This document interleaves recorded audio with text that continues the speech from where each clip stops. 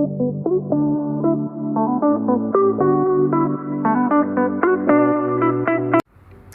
everyone, welcome to my YouTube channel. ඔයාලා හැමෝම ආදරෙන් පිළිගන්නවා මගේ channel එකට. ඉතින් අපි මේ පාන්දරින්ම පිටත් වෙලා තියෙන්නේ ඇල්ලට යන්න. ඇල්ලට අපි මේ පාර ඇත්තටම පළවෙනි පාරට තමයි highway එකකින් යන්නේ. ඉතින් අපි බලමු ඉස්සරහට කොහොමද කියලා. ඇත්තටම අලුත්ම experience එකක්. ඉතින් අපේ husband drive කරන ගමන් මේ ඉන්නේ. ඒ වගේම අපේ බේබි නම් හොඳටම නිදි. එයා ඉතින් ට්‍රිප් එකෙන් භාගයක්ම නිදාගෙන තමයි හිටියේ.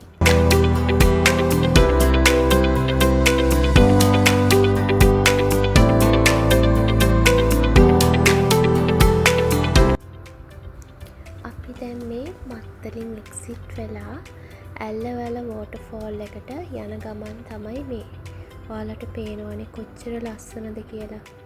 ඇත්තටම හරිම ලස්සනයි. මේ පාරෙන් ඇත්තටම එක පාරක් හරි ඇල්ලට යන්නම ඕනේ.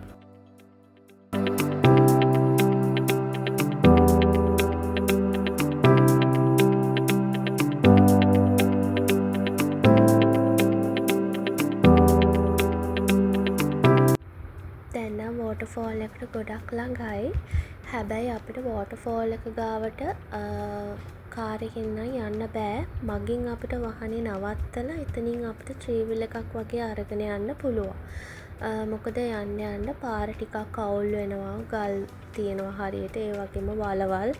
ඉතින් කාර් එක යට වැදෙන නිසා අපිට අනිවාර්යෙන් කාර් එක නම් දාලා යන්න වෙනවා මගින්. එතකොට සාමාන්‍යයෙන් අපිට මේකේ motor bikes, three wheels, off-road vehicles වගේ ඒවලට නම් යන්න පුළුවන්. හැබැයි කාර් එකකට නම් යන්න අමාරුයි. ඉතින් මෙතනින් තමයි අපිට ඇල්ලට යන්න තියෙන්නේ. අපි බලමු ඉස්සරහට කොහොමද කියලා.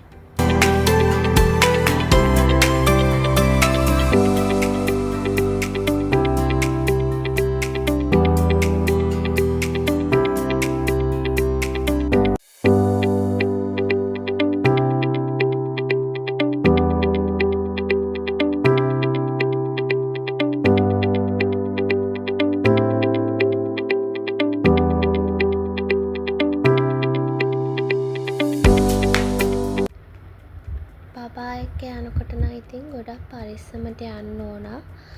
ගොඩක් වෙලාවට නම් හස්බන්ඩ් තමයි බබාව අරන් ගියේ. මොකද ගල් තියෙනවා, නගින්න තියෙන නිසා ගොඩක් පරිස්සමට යන්න ඕන ස්ලිප් වෙන්නේ නැතුව. මම නම් ඇත්තටම ටිකක් බයයි එයාව අරන් යන්න. මම නම් වැඩි අරන් ගියේ නෑ. ගොඩක් වෙලාවට හස්බන්ඩ්ම තමයි බබාව අරගෙන ගියේ.